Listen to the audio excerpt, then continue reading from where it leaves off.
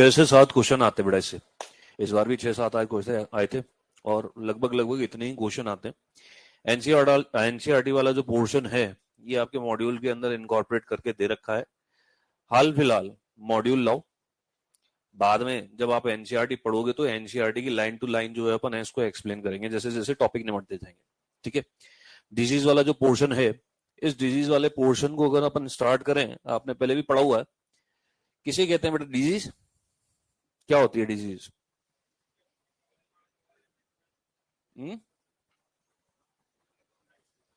क्या होती है डिजीज?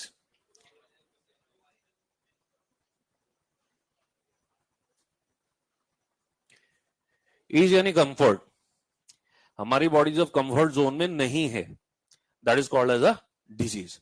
या यूं बोल लें कि deviated condition from the normal state of our body is known as disease. Normal state से डेविएटेड कंडीशन डिजीज बोलते हैं। अच्छा, जब भी हम ये बात करते हैं डिजीज की बेटा, तो डिजीज के अंदर, डिजीज सुनते ही हमारे दिमाग में एक चीज आती है कि डिजीज के पीछे कोई ना कोई पैथोजन होगा। पैथोजन का मतलब बैक्टीरिया हो सकता है, वायरस हो सकता है, प्रोटोजोन हो सकता है, हेलमिंथ हो सकता है। लेकिन ये क्या, ये करेक्ट है क्या? हमेशा जो है इसके पीछे, डिजीज के पीछे पैथोजन ही होगा, ऐसा हो सकता है क्या? हो भी सकता है और नहीं भी हो सकता। इसी बेस पर आपकी एनसीईआरटी ने डिजीज को 2 पार्ट में बाइफरकेट किया है। एक तो बोलती है क्या, कॉन्जेनाइटल, और दूसरी एक्वायर्ड। कॉन्जेनाइटल का मतलब क्या होता है बेटा? बाय बर्थ, सही है।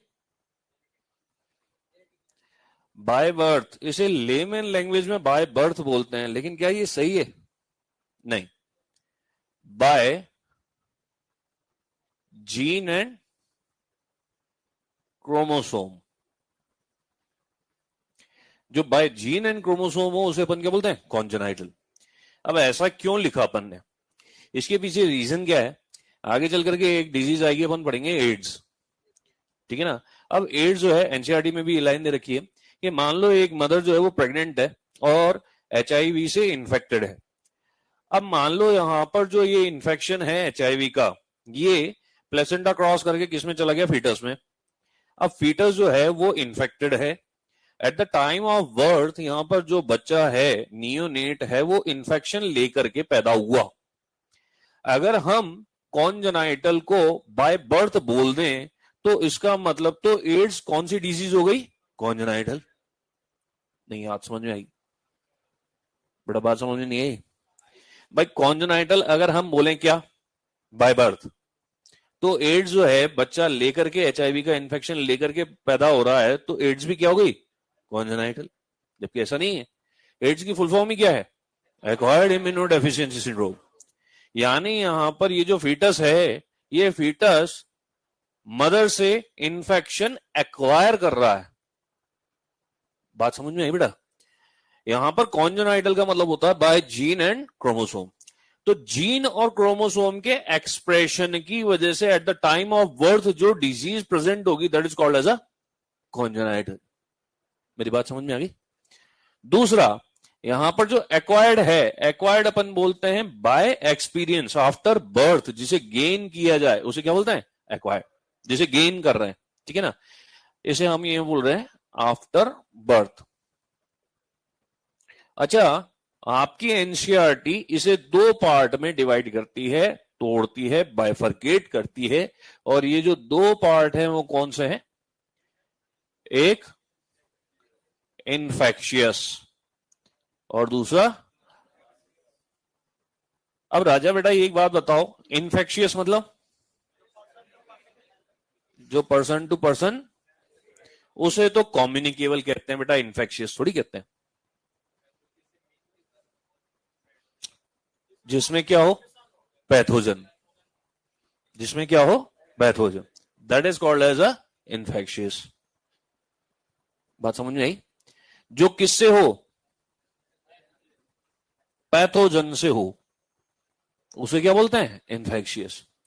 अब इसके अंदर यहां पर कम्युनिकेबल और नॉन कम्युनिकेबल टर्म भी आपने सुनी होगी, कॉन्टेजियस, नॉन कंटेजियस टर्म भी सुनी होगी। यहां पर जो एनसीईआरटी है वो कम्युनिकेबल नॉन कम्युनिकेबल नहीं बोलती, इन्फेक्शियस नॉन इन्फेक्शियस बोलती। ऐसा क्यों? ऐसा क्या रीजन है कि यहां पर कम्युनिकेबल नॉन कम्युनिकेबल नहीं बोला जा रहा है, इन्फेक्शियस नॉन इन्फेक्शियस बोला जा रहा है? उसका रीजन ये है कि यहां पर एनसीईआरटी जो कम्युनिकेबल डिजीज होती है उन्हें क्या होता है, क्या बोलते हैं, communicable diseases which can be communicating from one two another, जो एक से दूसरे में फैले। ठीक है। नॉन कम्युनिकेबल जो एक से दूसरे में ना फैले। जनरली हम इसको कम्युनिकेबल बोलते हैं, जनरली हम इसको नॉन कम्युनिकेबल बोलते हैं, लेकिन ये भी नॉन कम्युनिकेबल होती है।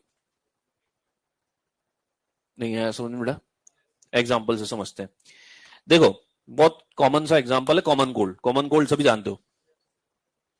कॉमन कोल्ड जो है उसका कॉजेटिक एजेंट क्या है? Rhino virus. कैसे फैलता है? एयरबॉर्न, थ्रू ड्रॉपलेट, है ना। यहां पर बयान करते हैं, अगर मान लो किसी पर्सन की बॉडी के अंदर राइनो वायरस है, उसको जुकाम है, उसने छींका, सामने जो है वो एयर में वायरस आ गया। अब ये वायरस जो है जैसे किसी ने ब्रीदिंग की, यहाँ पर ये उसके अंदर चला गया, यानी एक से दूसरे में कम्युनिकेट हुआ। ठीक ठीक है ना। अब यहाँ पर जो है इसी तरीके से एक और डिजीज आती है, नाम है टिटनस। सुना है? मोड ऑफ ट्रांसमिशन उसका क्या है? Mode of transmission, cause of infection नहीं। यहां पर बात करते हैं मोड ऑफ ट्रांसमिशन, गिर गए, पड़ गए, चोट लग गई, या फिर अपन बोलते हैं रस्टेड आयरन, जंग लगा, लोहा लग गया, तो ये इन्फेक्शन आ गया। एनारोबिक बैक्टीरिया होता है, आ गया। अब ये आ तो गया किसी पर्सन की बॉडी में, अब ये जो है क्या, ये एक से दूसरे में ट्रांसमिट होता है। मान लो जिसकी बॉडी में टिटनस का पैथोजन है, उसने चीखा सामने वाले को टिटनस, ऐसा नहीं होता। तो पैथोजन आया तो इसका मतलब क्या हुआ, लेकिन एक से दूसरे में नहीं फैला, तो ये क्या हुआ, तो यहां पर जो है वो तो इन्फेक्शियस भी नॉन कम्युनिकेबल हो गई। नहीं आया समझ? तो इसीलिए एनसीईआरटी इस चक्कर में ही नहीं पड़ी कि कम्युनिकेबल नॉन कम्युनिकेबल। उसने सीधा बोला या तो पैथोजन से होगा या बिना पैथोजन के होगा। मेरी बात समझ में आई बेटा? तो इसीलिए यहां पर अपन सीधा सीधा लिख रहे हैं पैथोजन, और ये विदाउट पैथोजन। समझ में आई बेटा? अब याद करो, इसके जो एग्जाम्पल आपके जो है एनसीईआरटी में दे रखे हैं, वो एनसीईआरटी में स्टार्टिंग में जो दे रखे हैं वो तो ठीक है। जैसे यहां पर एग्जाम्पल क्या दे रखा है? हाँ बेटा, भिड़ते से वही याद आता है, एड्स। एड्स। और इसका जो कॉमन एग्जाम्पल दे रखा है वो क्या दे रखा है? कैंसर। याद रखना, कैंसर जो है यहां पर थ्रू म्यूटेशन होता है। किसे होता है? Through mutation. बात समझ में आई बेटा? ऐसे ही यहां पर और भी कई, इसके भी कई सारे एग्जाम्पल हैं। ये तो आपके जो स्टार्टिंग में पैरा दे रखा है एनसीईआरटी के अंदर, उसके एग्जाम्पल दे रखे हैं कॉमन कोल्ड एंड एड्स। लेकिन ध्यान रखना, जितनी भी पैथोजन से होने वाली जितनी भी डिजीजेज हैं वो सारी की सारी किस में आ जाएंगी? इन्फेक्शियस में। ठीक है ना, जितनी भी आपकी दे रखी है। इधर यहां पर कैंसर के अलावा और भी कई सारे एग्जाम्पल है, जैसे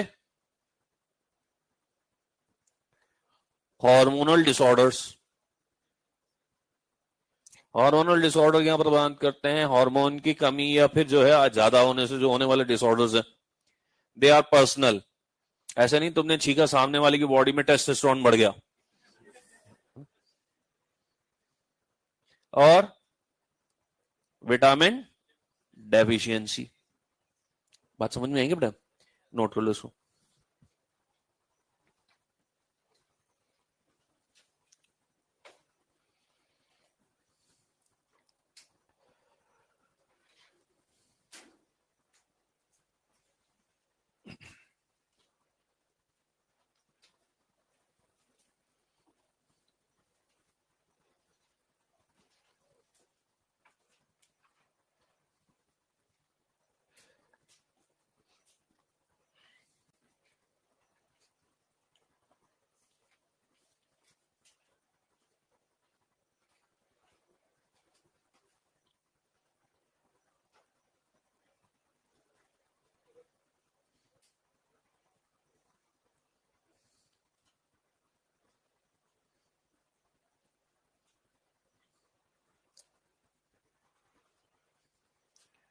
नए कितने हैं जो पहली बार आए?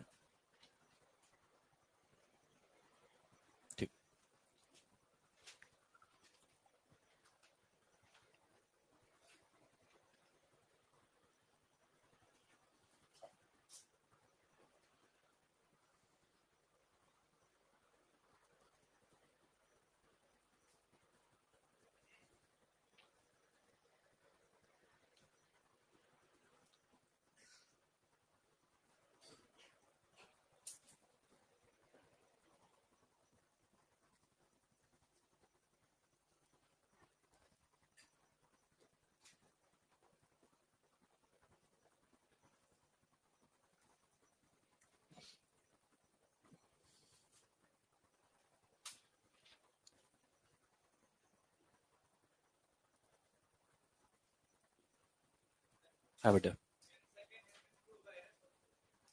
वो क्या करता है? म्यूटेशन। ऑन्कोजेनिक वायरस जो है यहाँ पर वो क्या करते हैं? म्यूटेशन। लेस देन 1% होते हैं जो वायरस के थ्रू होते हैं, लेकिन वो भी जो है वो जेनेटिक मटेरियल को म्यूटेट करके कैंसर कॉज करते हैं।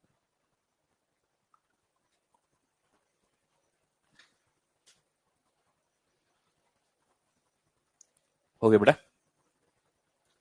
अब देखो ये जो डिजीज है, डिजीज की वजह से जो इम्पैक्ट आता है वो किस पे आता है? हेल्थ पर। हेल्थ किसे कहते हैं बेटा? हेल्थ किसे कहते हैं? ये तीन वर्ड जो आप रट करके बैठे हो, फिजिकल, मेंटल और सोशल, है ना बेटा? सोशल। देखो, हेल्थ अगर मान लो अगर हम किसी व्यक्ति से जो है वो पूछ लें, भाई कैसे हैं आप, सामने वाले ने बोला मस्त, तो इसका मतलब वो सही में मस्त है? हो भी सकता है भाई, जरूरी थोड़ी है तुम ये सोच रहे हो कि यहाँ पर वो किसका हुआ है, लेकिन वो वास्तव में सही हो सकता है तुम्हारी नजर में यहाँ पर वो जो है उसको कोई ना कोई डिजीज हो, लेकिन वो अपनी नजर में जो है वो हेल्दी हो। या हो सकता है यहाँ पर उसको कोई डिजीज हो और तुम्हें लग रहा है कि यहाँ पर इसको कोई डिजीज नहीं है। हम डिफाइन नहीं कर सकते। हो सकता है हमें लग रहा है कि इसको कोई जो है वो मेंटल डिसऑर्डर और वो सही हो और उसकी बजाय स्थिति उलट हो, है ना? हो सकता है हमारी कंडीशन खराब हो। तो हम डिफाइन नहीं कर सकते कि हेल्थ किसे कहेंगे। हेल्थ को सबसे पहले डिफाइन किया था हमारे सिस्टम ने।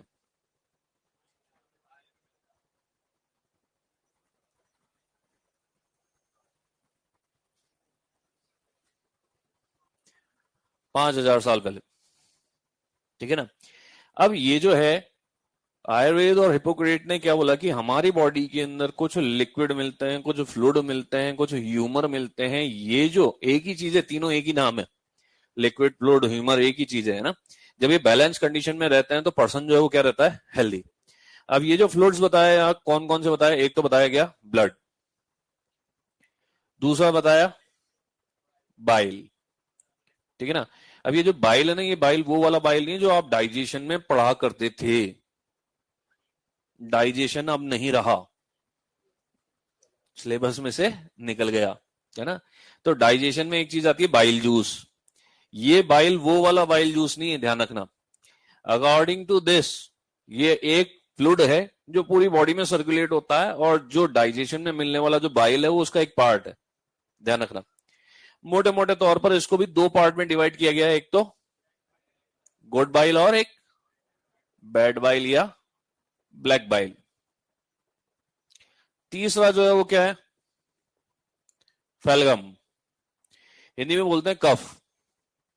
और ये वो वाला कफ नहीं है जो आप जुकाम में गला भर भर के निकालते हो, ध्यान रखना। Again it's a kind of a fluid which circulates in whole body, पूरी बॉडी में जो सर्कुलेट होता है। इसके भी अलग अलग टाइप दे रखे हैं, अपने जो है वो मतलब की चीज नहीं है। लेकिन कुल मिलाकर के उन्होंने कहा कि ये जो फ्लूइड्स हैं, जब ये क्या होते हैं? बैलेंस कंडीशन में रहते हैं, तो पर्सन जो है वो क्या रहता है? हेल्दी। और इस थ्योरी को नाम दिया गया गुड ह्यूमर हाइपो। क्या मतलब होता है हाइपोथेसिस? हाइपोथेसिस मतलब दे थॉट। एनसीईआरटी बोलती है it's a complete reflective thought, ये वर्ड दिया हुआ है। देखो आज हमारी मॉडर्न साइंस क्या बोलती है? जो हमारी आंखों के सामने है दैट इज ट्रू, जो हमें दिख रहा है वो ही सत्य है, जो हमें माइक्रोस्कोप में दिखाई दे रहा है वो ही है, इसके अलावा कुछ नहीं है। हम बात कर रहे हैं कब की? 5000 साल पुरानी। उस समय माइक्रोस्कोप नहीं था, है ना?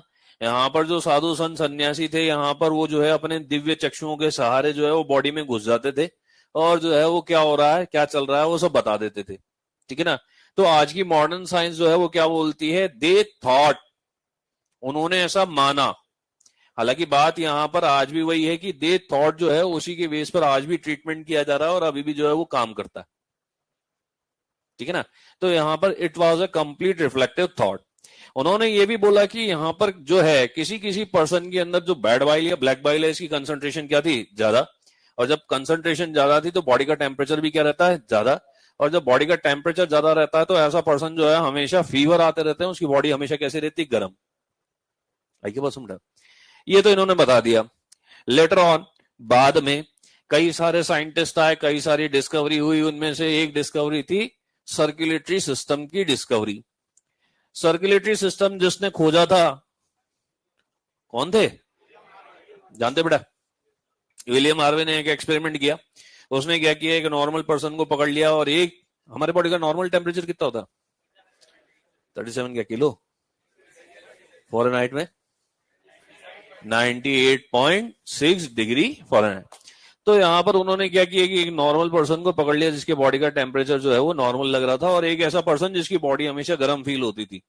अकॉर्डिंग टू दिस उसके अंदर क्या थी, ब्लैक बाइल की कंसंट्रेशन ज्यादा। दोनों की बॉडी में थर्मामीटर लगाया, दोनों का टेम्परेचर नापा, दोनों का टेम्परेचर क्या आया, सेम।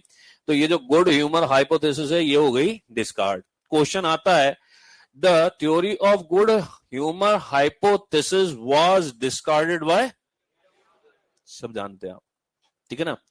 ये तो वही बात है। लेटर ऑन और जैसी डिस्कवरी हुई तो यहां पर पता लगा कि हमारे पास एक चीज होती है जिसे अपन बोलते हैं ब्रेन, सुना है? ब्रेन के अंदर एक चीज होती है हाइपोथैलेमस, सुना है?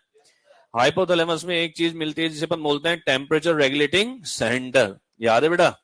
ये हमारे बॉडी के टेम्परेचर को क्या करता है, सेट। ऐसे ही एक और सिस्टम आता है, अपन बोलते हैं एंडोक्राइन सिस्टम, सुना है? एंडोक्राइन में एक चीज आती है थायराइड ग्लैंड, सुना है? थायराइड ग्लैंड से निकलने वाला हार्मोन क्या रेगुलेट करता है, बीएमआर। बीएमआर यानी बेसल मेटाबॉलिक रेट, ये हमारे बॉडी के टेम्परेचर को क्या करता है, बढ़ाता है। तो बताया गया कि यहाँ पर जो हाइपोथैलेमस के अंदर जो थर्मोस्टेट सेंटर है और यहाँ पर जो थायरॉक्सिन है, ये हमारे बॉडी के टेम्परेचर को क्या कर रही है, कंट्रोल। तो ये जो ब्लैक बाइल बैड बाइल की जो कंसंट्रेशन का हिसाब था यानी बॉडी टेम्परेचर का हिसाब था, वो तो बता दिया गया, लेकिन अभी भी वो चीज नहीं आई जिसके पीछे हम चले थे, और वो क्या थी, हेल्थ। हेल्थ डिफाइन नहीं हुई है। 1948 के अंदर एक ऑर्गेनाइजेशन आई, नाम वर्ल्ड हेल्थ ऑर्गेनाइजेशन, और वर्ल्ड हेल्थ ऑर्गेनाइजेशन ने वही डेफिनेशन दी जो तुम रट करके बैठे हो, है ना? हाँ, सोशल मेंटल, बहुत बढ़िया बेटा, सोशल मेंटल फिजिकल खत्म, है ना? Disease is not merely absence of health, और health is not merely absence of disease, ये आधी डेफिनेशन है। पहले का हाफ पार्ट है ये, health is not merely absence of disease, disease की केवल एब्सेंस को ही हम हेल्थ नहीं कहते। पर्सन शुड बी क्या होना चाहिए, completely in state of physical, mental and social wellbeing. अब इसमें यहां पर ये जो तीन वर्ड अपन ने यूज में लिए, फिजिकल, मेंटल और सोशल। फिजिकल मतलब शारीरिक, बहुत बढ़िया, हिंदी टिप्पणी करने के लिए बोला होगा तुम्हारे। फिजिकल मतलब बॉडी में कोई पैथोजन नहीं होना चाहिए, कोई डिजीज नहीं होना चाहिए। मेंटल मतलब खिसका हुआ नहीं होना चाहिए, है ना? सोशल मतलब सामाजिक, बहुत बढ़िया बेटा, बहुत प्रगति करोगे तुम, प्रगति है ना? सामाजिक, इंटरेक्टिव होना चाहिए, क्या होना चाहिए, इंटरेक्ट। देखो बेटा यहां पर अभी जो डिजीज अपन पढ़ रहे हैं ना, डिजीज में आगे चल करके एक टॉपिक आएगा एडोलसेंस। हाँ, ये जो तुम्हारी चित्र विचित्र सी अवस्था है, किशोरावस्था, है ना? तो इसमें बॉडी के हार्मोनल चेंजेस की वजह से बच्चे दो पार्ट में कैटेगराइज हो जाते हैं। एक वन बोलते हैं इंट्रोवर्ट और एक बोलते हैं एक्सट्रोवर्ट, सुना होगा, है ना? फील भी किया होगा, है ना? ये चीज अलग है और जो मैं बता रहा हूं वो चीज अलग है। नॉर्मली यहां पर बात करते हैं कि सोशल होने का मतलब होता है इंटरेक्टिव होना। कई बार हम जो है वो क्या हो जाते हैं, यहां पर हमारा जो सोशल हिसाब है या एंटी सोशल वाला हिसाब है वो हो जाता है। ऐसा अक्सर कर होता है, खास तौर से माइनर के बाद, है ना? माइनर के बाद यहां पर बात करते हैं, क्या लगता है कि छोड़ दे मुझे इन तनाइयों में, भाग जाए यहां से, है ना? अगले टेस्ट में मुझे मार्क्स ज्यादा लाने। तो यहां पर हम अपने आप को पूरी तरीके से क्या करते हैं, कट ऑफ कर लेते हैं। मुझे मार्क्स बढ़ाने हैं, मुझे ये करना है, मुझे रैंक लानी है, मेरे को ये करना है। और यहां पर जब हम अपने आप को कट ऑफ कर लेते हैं तो सबसे पहले जो डिजीजेस होंगी वो कौन सी होंगी, मेंटल डिसऑर्डर्स, एंजाइटी, स्ट्रेस, इनका लेवल बढ़ने लगता। ये किस वजह से बढ़ रहे हैं? हार्मोनल डिस्टर्बेंस की वजह से। और एक बार मेंटल डिसऑर्डर बढ़ने लगा, हार्मोनल डिसऑर्डर होने लगे, तो वो क्या कॉज करेंगे? Physical diseases. तो यहां पर इसीलिए आपकी जो WHO है वो एम्फेसाइज किस पे करती है? सोशल पर।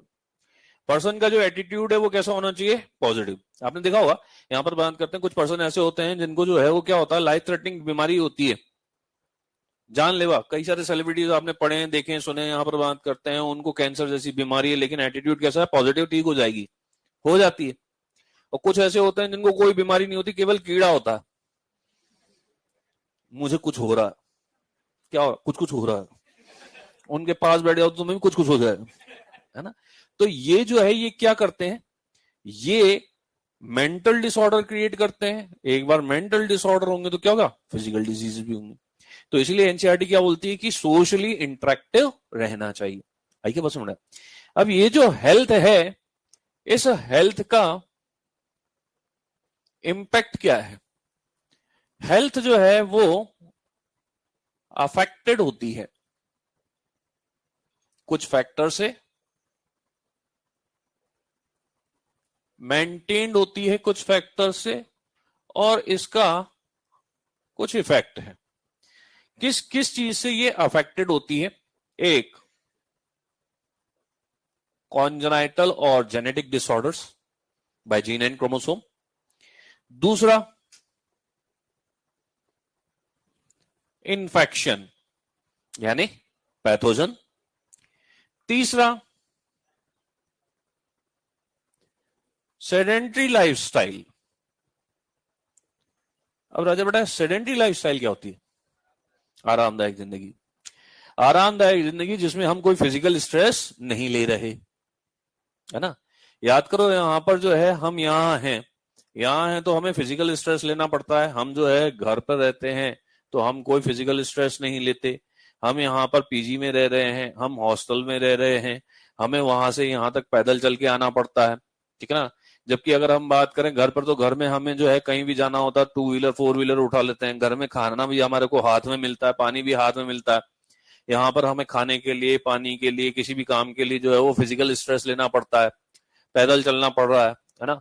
यहाँ पर जो है, जब हम फिजिकल स्ट्रेस लेते हैं तो हमारे बॉडी का बीएमआर भी बढ़ता है। लेकिन जब यहाँ पर हमने फिजिकल स्ट्रेस लेना बंद कर दिया, जैसे अभी आपकी जो एज है वो ग्रोथ एज है, ग्रोथ एज के अंदर बीएमआर ज्यादा रहता है, लेकिन जैसे ही यहाँ पर एजिंग प्रोसेस स्टार्ट होगी, बीएमआर कम हो जाएगा। तो बीएमआर कम होते ही सबसे पहली जो चीज आती है वो क्या आती है? ओबेसिटी, मोटापा।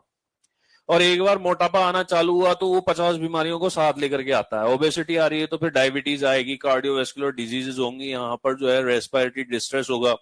वजन इतना ज्यादा बढ़ जाता है कि खुद के घुटने जो है खुद का वजन उठाने से मना कर देते हैं, आर्थराइटिस, है ना? तो ये जो सेडेंट्री लाइफस्टाइल है, ये सेडेंट्री लाइफ जो है वो किसको इफेक्ट कर रही है? हेल्थ को। मेंटेन किससे करें? किससे करें? Balance diet. बैलेंस डाइट का मतलब हमारे खाने में सारी चीजें होनी चाहिए, ठीक है ना? यहाँ पर चाहे fat, protein, carbohydrate, mineral, vitamin सब है ना? ऐसे ही यहां पर बात करते हैं। और हाँ, पर्सनल हाइजीन। पर्सनल हाइजीन मतलब नहाओ। सर खूब नहाते हम तो। सर्दियों की स्थिति में क्या होता है ना? नहाओ। ऐसे ही, और एक्सरसाइज और योगा। बाबा रामदेव हमें समझ में ही नहीं आते, हमें तो पावर योगा शिल्पा शेट्टी वाला समझ में आता है ना? जिसका भी समझ में आए, लेकिन ये करना चाहिए। इफेक्ट, इसका इफेक्ट क्या होगा बेटा? प्रोडक्टिविटी क्या होगी? बढ़ेगी। प्रोडक्टिविटी का मतलब क्या होता है बेटा? प्रोडक्टिविटी का मतलब ये होता है कि जैसे लेट सपोज अगर हम जो है वो हेल्दी हैं, हमारी नींद पूरी हो रखी है, हमने खाना जो है वो खा रखा है, भूख नहीं लग रही है, हम क्लास में आराम से बैठे हुए हैं, 1.25 घंटे का लेक्चर है, अगर यहाँ पर पढ़ने में मजा आ रहा है, तो 5-10 मिनट एक्सटेंड हो गए तो भी यहाँ पर कोई दिक्कत नहीं है। लेकिन अगर सर में दर्द हो रहा है तो ये 1.25 घंटे तो बहुत दूर की बात है, 10 मिनट नहीं बैठ सकते, प्रोडक्टिविटी क्या हो गई, नील।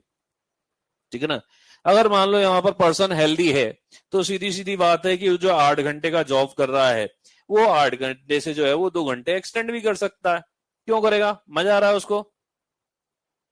मजा नहीं आ रहा, उसको क्या मिल रहा है?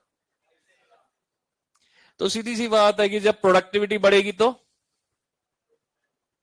प्रॉस्पेरिटी बढ़ेगी, पैसा बढ़ेगा। पैसा बढ़ेगा तो पैसा जो है वो करेगा क्या? खर्च करेगा। किस पे? फैमिली पे, है ना। किस पे खर्च करेगा? फैमिली पे, है ना। अब जब तुम कमाओगे तो फैमिली पे खर्च करोगे, है ना। अब फैमिली पे खर्च करेंगे, सीधी सी बात है, अगर मान लो किसी के पास अथाह पैसा है, अंबानी है ना, उसके पास जो है वो क्या है, खर्च करने की कैपेसिटी बहुत है। अगर छींक भी आ गई, 2,000-5,000 रुपए दे करके कंसल्टेशन चार्ज दे करके पता लगाओ छींक क्यों आई, पैसा बोल रहा है उसका, उसका पैसा बोल रहा है। यहाँ पर जो है नॉर्मली अगर हमारे को छींक आती तो आता है भाई यहाँ पर बात करते, कोई याद कर रहा है, वो पैसा खर्च करके पता लगाना चाहते हैं कौन याद कर रहा है ना। लेकिन अगर मान लो किसी को लाइफ थ्रेटनिंग डिजीज है और उसके पास पैसा नहीं है, उसको इलाज कराने का पैसा नहीं है और उसको लाइफ थ्रेटनिंग डिजीज है, तो वो क्या कहेगा, भगवान ने ऐसे ही मरना लिखा होगा, पैसा ही नहीं है उसके पास। ठीक है ना। तो जब व्यक्ति के पास पैसा आता है तो वो अपने ऊपर भी खर्च करता है, अपने परिवार के ऊपर भी खर्च करता है।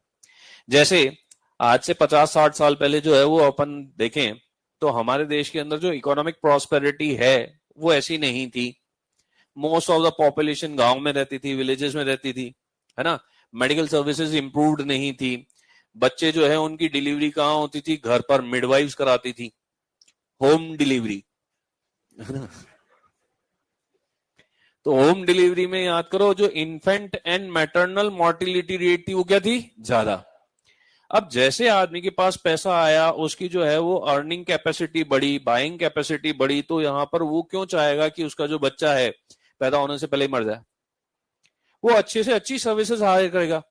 तो आज की डेट में व्यक्ति जब पैसा खर्च कर रहा है खुद पर, खुद के परिवार पर, तो उसकी वजह से हो क्या रहा है कि जो लाइफ स्पान है वो क्या हो रहा है? बढ़ रहा है। दूसरा, यहां पर जो मैटरनल और इन्फेंट मोर्टिलिटी रेट है वो क्या हो रही है? कम हो रही। तो ये सब किसके इंपैक्ट है? पर्सन कमा रहा है। क्यों कमा रहा है? क्योंकि हेल्दी। अगर कोई व्यक्ति बीमार है तो कमाएगा? नहीं कमाएगा। जब कमाएगा नहीं तो खर्च कहां से करेगा? तो ये सारे जो इंपैक्ट्स दे रखे हैं वो बेटा किसमें दे रखे हैं? आपके एनसीईआरटी में। लाइफ स्पान, ये तो क्या हो रहा है? बढ़ रहा है। और इन्फेंट,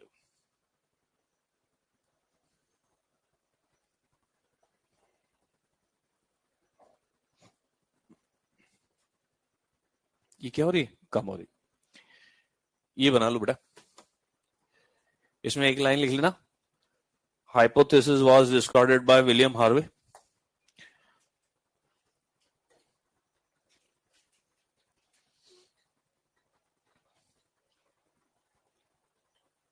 हाँ बेटा।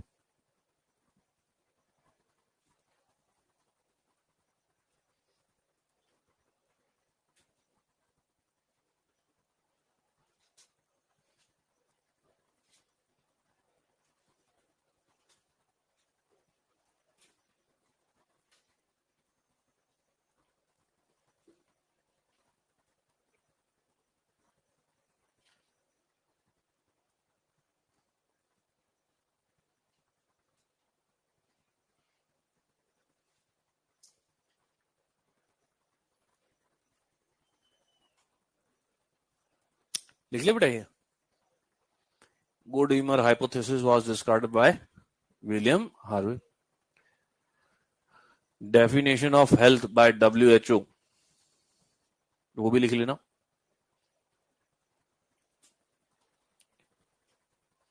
Definition of health by WHO, dash करके लिखना। Health is Health is not merely absence of disease. Health is not merely absence of disease. It is complete state of physical, mental, and social well-being. It is complete state of physical, mental, and social well-being.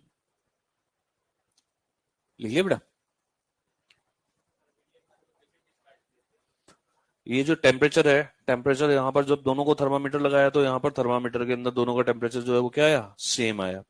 तो यहाँ पर सीधी सी बात है कि यहाँ पर आप जो गुड ह्यूमर हाइपोथेसिस में बोल रहे हो कि जिसके अंदर बैड वाइल ज्यादा होता है उसके बॉडी का टेम्परेचर ज्यादा होता है, तो यहाँ पर ये गलत हो गया। ठीक, ये नोट कर लो बेटा।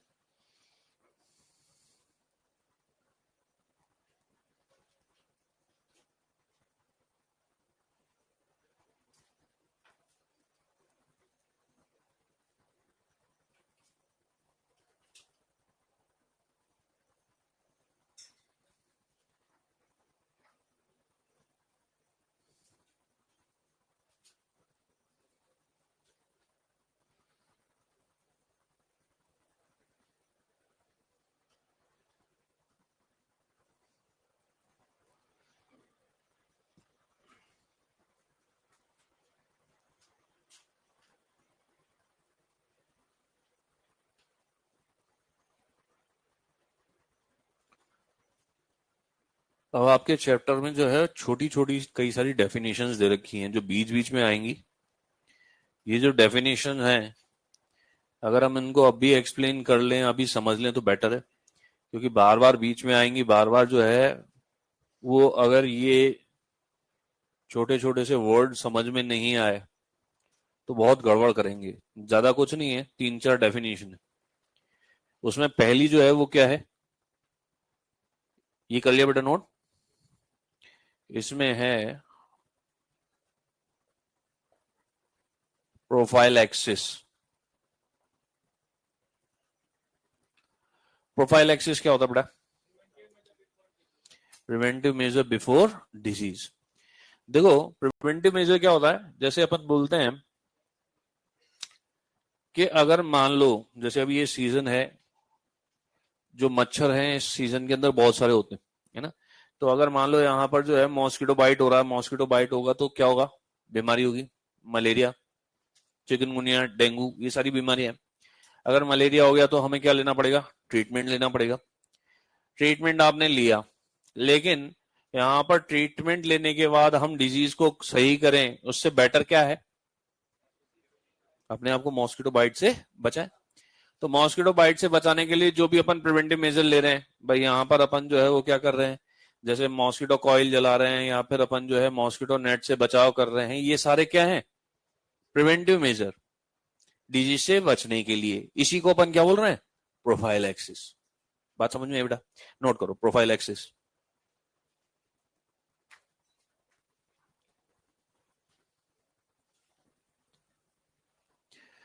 preventive measure before disease, preventive measure before disease are known as prophylaxis.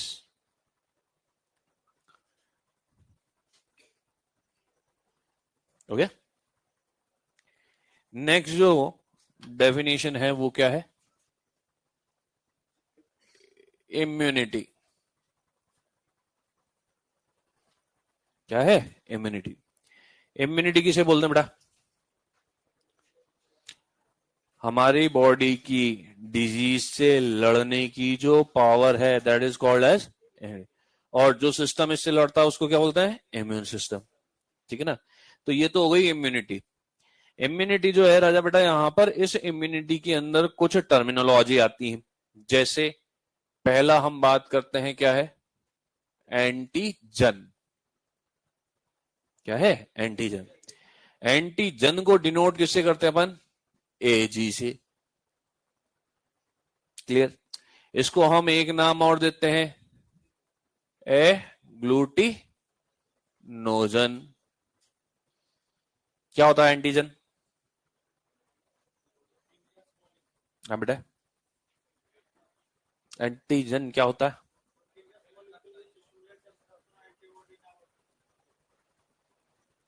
और जो एंटीबॉडी को बनाने के लिए स्टिमुलेट करे। अच्छा, एक चीज आती है ब्लड। सुना है? ब्लड को कितने पार्ट में डिवाइड करते हैं? ब्लड को कितने पार्ट में? 3।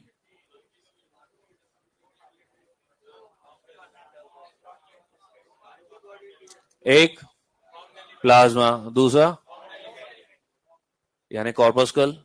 कॉर्पस्कल कितने टाइप की? कौन सी? आरबीसी। डब्ल्यूबीसी कितने टाइप की? ग्रेन्युलर। और ग्रेन्युलर कितने टाइप की? कौन सी? इयोसिनोफिल या एसिडोफिल दूसरी, बेसोफिल तीसरी, न्यूट्रोफिल। एक ग्रेन्युलोसाइट कितने टाइप की? कौन सी? मोनोसाइट। और लिम्फोसाइट कितने टाइप की? कौन सी? B lymphocyte. और जानते हो ये बी लिम्फोसाइट कितने टाइप की? बी प्लाज्मा और बी मेमोरी। बी प्लाज्मा और बी प्लाज्मा से एंटीबॉडी कितने टाइप की बनती है? 5। आईजीजी, गमदे। IgG, IgA, IgM, IgD, IgE. जानते हो? टी लिम्फोसाइट कितने टाइप की? T killer, T helper, T suppressor, T memory. याद आया बेटा? तो यहां पर जो एंटीजन है, ये एंटीजन क्या करते हैं? जो बी लिम्फोसाइट है, इस बी लिम्फोसाइट को स्टिमुलेट करके एंटीबॉडी के प्रोडक्शन को प्रमोट करते हैं। तो वो सब्सटेंस जो बी लिम्फोसाइट को स्टिमुलेट करके एंटीबॉडी के प्रोडक्शन को प्रमोट करें, they are called as a antigen. मेरी बात समझ में नहीं रहता बेटा? अब इसके अंदर पहले तो इम्यूनिटी के लिए लिखो।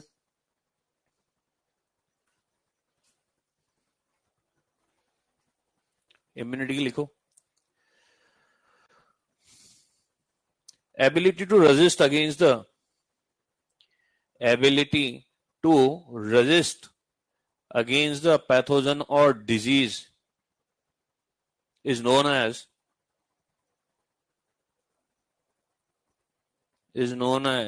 immunity.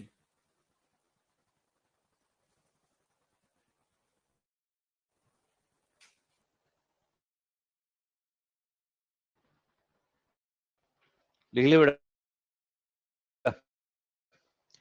नेक्स्ट इसके अंदर एंटीजन में लिखो, एंटीजन एजी एग्लूटिनोजन। इसमें लिखो substance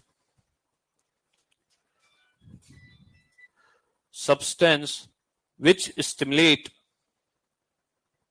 B lymphocyte, substance which stimulate B lymphocyte to produce antibodies are known as antigen. Substance which stimulate B lymphocyte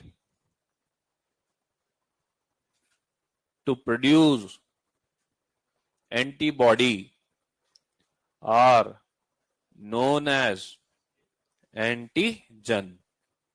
लिख लिया बेटा, लिख लिया राजा। नंबर 2, एंटीजन जो है याद करो हम इसको यूज में लेते हैं कैसे? As prophylaxis. प्रोफाइलैक्सिस के फॉर्म में हम इसे यूज में लेते हैं कैसे? As vaccine. जानते हो बेटा? तो याद रखना यहां पर वैक्सीन जो है, वैक्सीन के अंदर क्या होते हैं? एंटीजन। वैक्सीन में क्या होते हैं? एंटीजन। लिखो इसमें, antigen are used in antigen are used in vaccine for prophylaxis purpose. For prophylaxis purpose. समझ में आ गया बेटा? जैसे याद करो अभी ताजी ताजी जो बीमारी गई है कोरोना, कोरोना के अंदर हमने जो है वो क्या करा था? कोरोना का जो पैथोजन है उसे एज एन एंटीजन की तरह यूज में लिया था, है ना, ताकि हमारे बॉडी को स्टिमुलस मिल जाए, हमारे बॉडी में एंटीबॉडी बन जाए। अरे अभी तो निकली है बीमारी, सभी ने कोरोना वैक्सीन लगाई थी ना, तो उसके अंदर क्या था वैक्सीन में? एंटीजन, ताकि हमारी बॉडी जो है एंटीबॉडी बना करके तैयार कर दे। क्लियर? ताकि हमारी बॉडी में अगर कोरोना का पैथोजन आए तो वो बनी बनाई एंटीबॉडी पैथोजन के अगेंस्ट में काम कर जाए और हमारे को डिजीज ना हो। तो डिजीज होने से पहले हमने डिजीज के प्रोफाइलैक्सिस में जो है वो क्या करी? वैक्सीन लगाई। बात समझ में आई राजा बेटा? एंटीजन जो है, एंटीजन को कितने पार्ट में डिवाइड, एंटीजन कितने टाइप का होता है? कौन से? एक तो आता है सेल्फ और एक नॉन सेल्फ। नॉर्मली यहां पर जब भी हम बात करते हैं कौन से एंटीजन की बात करते हैं? Non self. किसकी बात करते हैं? Non self. अगर हमारे बॉडी की सेल एज एन एंटीजन की तरह काम करेगी तो हमारी बॉडी उसके अगेंस्ट में क्या बना देगी? एंटीबॉडी। हमारी बॉडी हमारे ही अगेंस्ट में एंटीबॉडी बना देगी तो इसे हम क्या बोलते हैं? Auto immune disorder. Auto immune disorder पर क्वेश्चन इस साल भी आया था, इसके पिछले साल भी आया था, और यहां पर जो ऑप्शन आए थे वो ना तो एनसीईआरटी में थे न मॉड्यूल में थे, क्योंकि इसके पिछले साल मतलब इस साल से पहले जो क्वेश्चन आया था उसके अंदर जो ऑप्शन आए थे वो एनसीईआरटी में नहीं थे और हमने कहा था कि ये दोबारा नहीं आएंगे, तो यहां पर वो ऑप्शन नहीं आए, उसके अलावा दूसरे ऑप्शन आए और वो भी कहीं नहीं आते। आई क्या बस बेटा? तो ये जो है ऐसे क्वेश्चन जब अपन ऑटो इम्यून सिस्टम पढ़ेंगे तो यहाँ पर उन ऑप्शंस के बारे में जो है यहाँ पर आपको एक्सप्लेन कर दूंगा।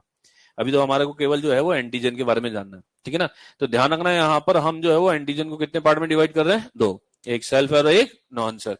नॉर्मली जब भी बात करते हैं हम किसकी बात करते हैं? Non self. लेकिन हमारी बॉडी की सेल एज एन एंटीजन की तरह काम करेगी तो उसके अगेंस्ट में एंटीबॉडी बनेगी और यहाँ पर क्या हो जाएगा? ऑटो इम्यून डिसऑर्डर, ठीक है ना? ऐसे ही इसमें दूसरी जो टर्मिनोलॉजी है वो क्या है? एंटीबॉडी। किससे डिनोट करते हैं? A B. एक नाम और, ग्लूटिनिन। इसको एक नाम और देते हैं बेटा, और वो क्या है? इम्यूनोग्लोबुलिन। और इसको डिनोट करते हैं किसके? आईजी से। जैसे याद करो आपको पता था एंटीबॉडी कितने टाइप की होती है? 5। कौन सी? IgG, IG. अब ये आईजी क्या है? इम्यूनोग्लोबुलिन। समझ में आई रहा था बेटा? क्लियर है ये चीज? एंटीबॉडी क्या होती है? ऐसे सब्सटेंस जब हमारे बॉडी में एंटीजन आता है तो बी लिम्फोसाइट को स्टिमुलेट करके जिस प्रोटीनियस स्ट्रक्चर के फॉर्मेशन को ये प्रमोट करता है, उस प्रोटीनियस स्ट्रक्चर को क्या बोला जाता है? एंटीबॉडी। समझ में आई बेटा? लिखो इसको, antibody.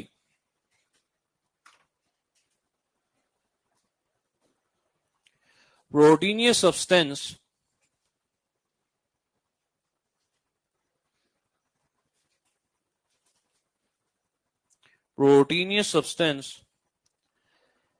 which are produced by B lymphocyte, proteinous substance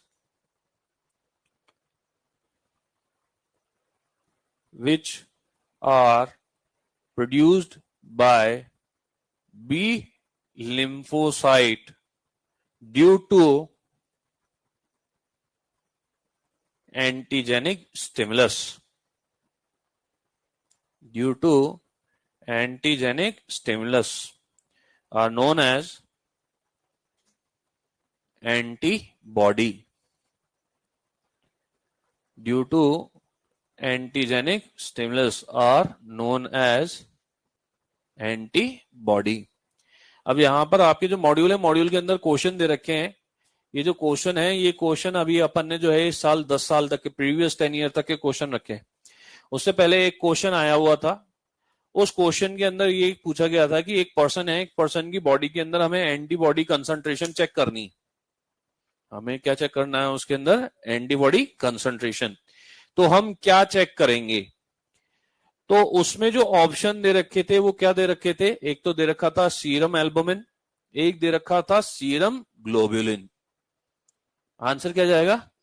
serum globulin. भाई क्या बस सुन, लिख लो इसको।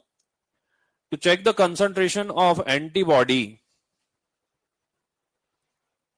to check the concentration of antibody in a person, we will check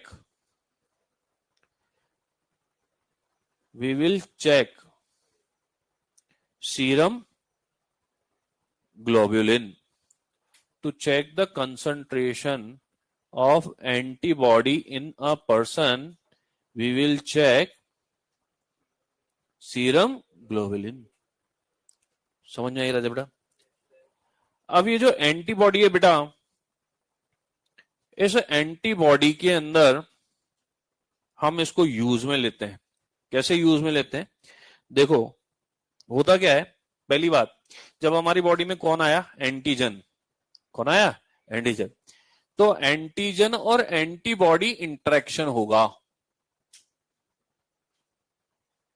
antigen antibody interaction को क्या बोला जाता है? एग्लूटिनेशन। एंटीजन एंटीबॉडी इंटरेक्शन क्या कहलाता है? एग्लूटिनेशन। और एग्लूटिनेशन को ब्लड की जिस ब्रांच में हम स्टडी करते हैं वो क्या कहलाता है? सीरोलॉजी। क्या कहलाती है? सीरोलॉजी। सीरोलॉजी क्या होती है? Study of serum. Study of serum. Serum सुना है? ये सुना है? अगर ब्लड में से क्या निकालें? कॉर्पस्कल निकालें तो क्या बचेगा? क्या बचेगा? प्लाज्मा। और प्लाज्मा में से क्या निकालें? क्लॉटिंग फैक्टर या फाइब्रिनोजन, तो क्या बचेगा? सीरम कोगुलेट हो सकता है क्या? सीरम कोगुलेट नहीं हो सकता। अच्छा, इस सीरम के साथ बेटा अगर हमने क्या मिला दी? प्री फॉर्म्ड एंटीबॉडी, तो इसे अपन क्या बोलेंगे? Anti serum. क्या बोलेंगे? Anti serum. अब ये प्री फॉर्म्ड एंटीबॉडी क्या होती है? जो पहले से बनी बनाई हूं। जो पहले से क्या हो? बनी बनाई।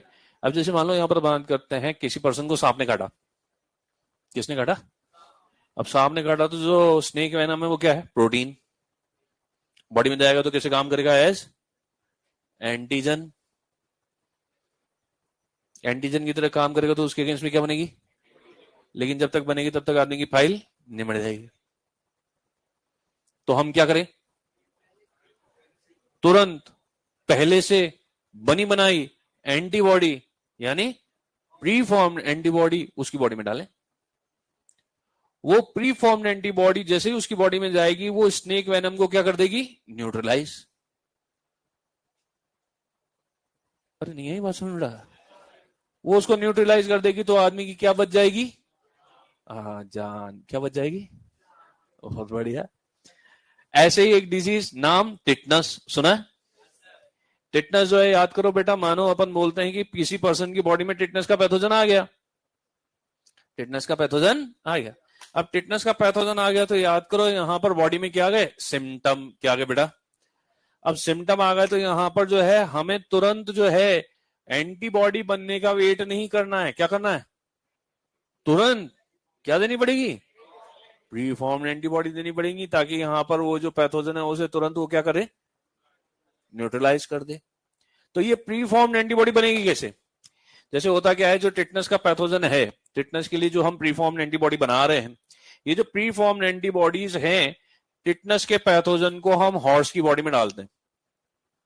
हॉर्स की बॉडी में जब टिटनस का पैथोजन जाएगा तो यहां पर उतनी ही क्वांटिटी में डालते हैं जितने का उसकी बॉडी को स्टिमुलस मिले। पता लगा बाल्टी भर के तुमने डाल दिया, आई क्या बस? यहां पर हमने स्मॉल क्वांटिटी में डाल दिया, एंटीजेनिक स्टिमुलस मिल गया, उसकी बॉडी में क्या बन गई? एंटीबॉडी।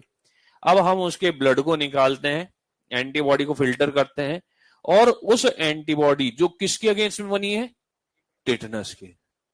किसके अगेंस्ट में बनी है? किसके अगेंस्ट में काम करेगी? टिटनस। उसको हम प्रिजर्व करके रख लेते हैं। अब प्रिजर्व कैसे करेंगे? प्रोटीनियस स्ट्रक्चर है, अगर यहां पर हम उसको प्रिजर्व करने की कोशिश करेंगे तो वो जो है प्रोटीन है, क्या हो जाएगा? डीनेचर। किसके साथ प्रिजर्व करें? इसके साथ कर ले। इसके साथ प्रिजर्व करने में क्या दिक्कत है? ये क्या हो जाएगा? Clot.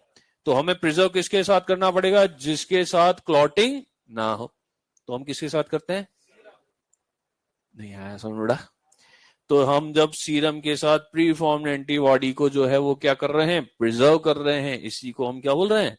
Anti serum. Anti serum के एग्जाम्पल आप जानते हैं, जैसे एटीएस, एडीएस, एआरएस, एवीएस या एएससी। एटीएस का मतलब anti tetanus serum, anti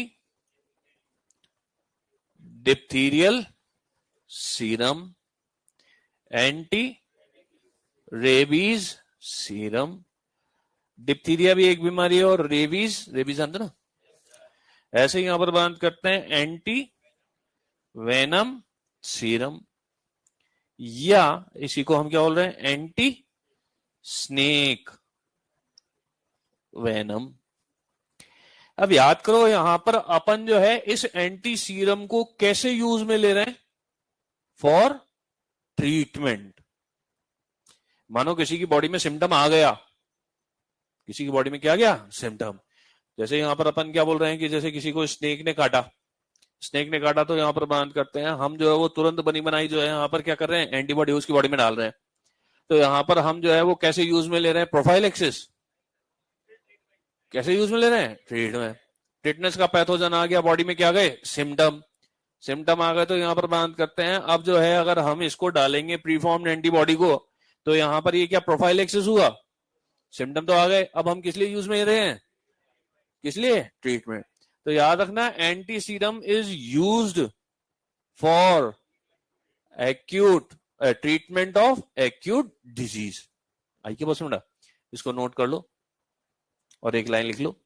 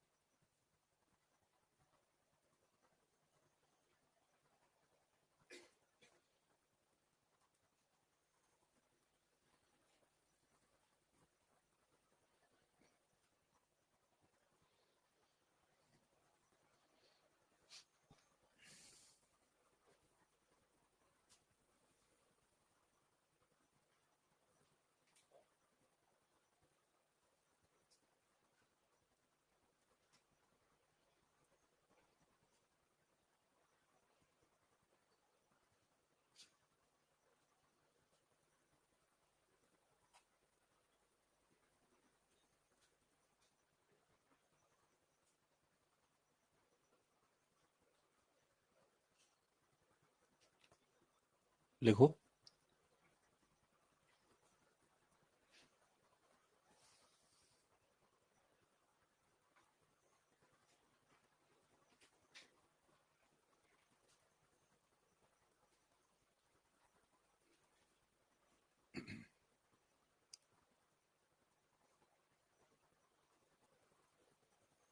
anti serum is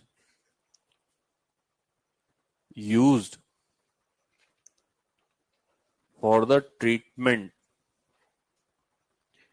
Anti-serum is used for the treatment of acute disease.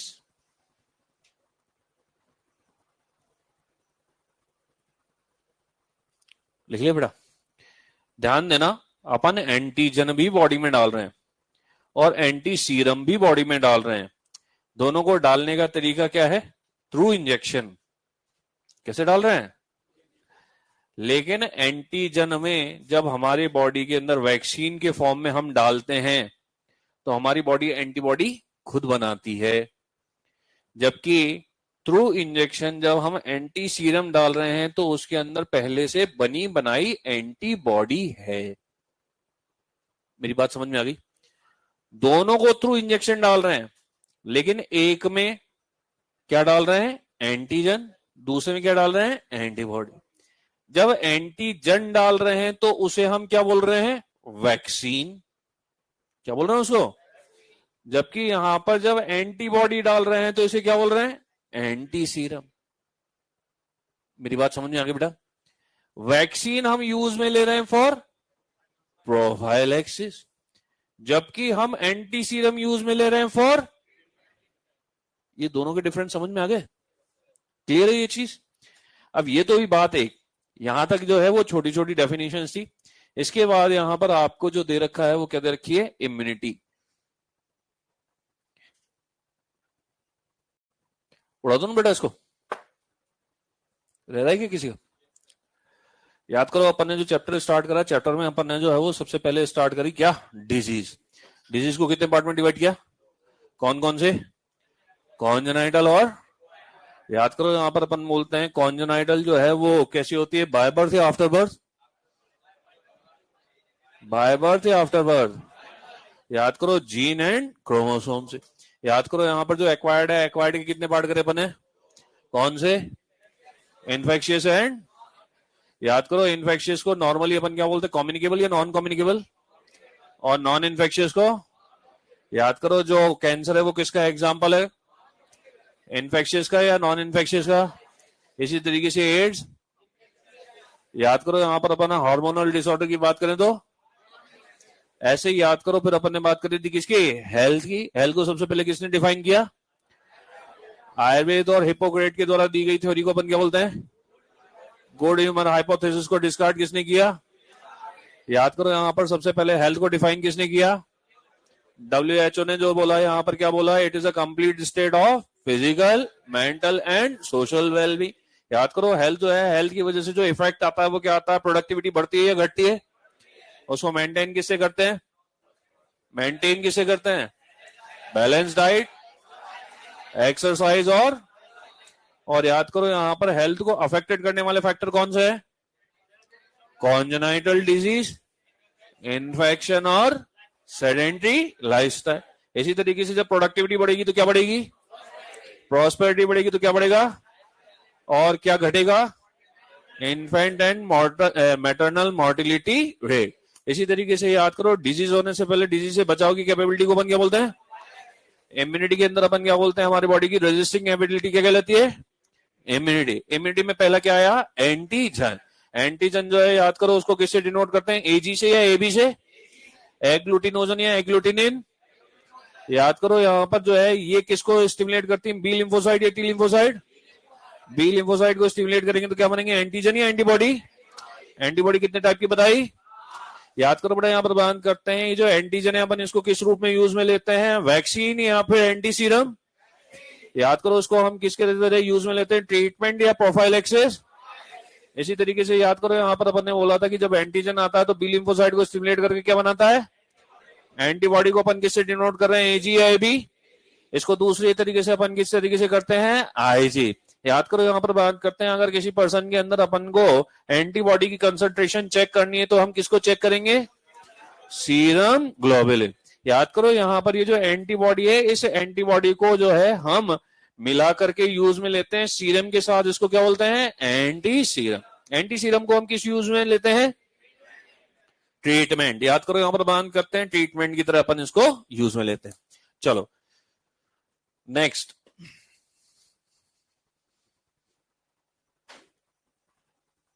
Immunity. Immunity जो है बेटा, यहां पर इम्यूनिटी को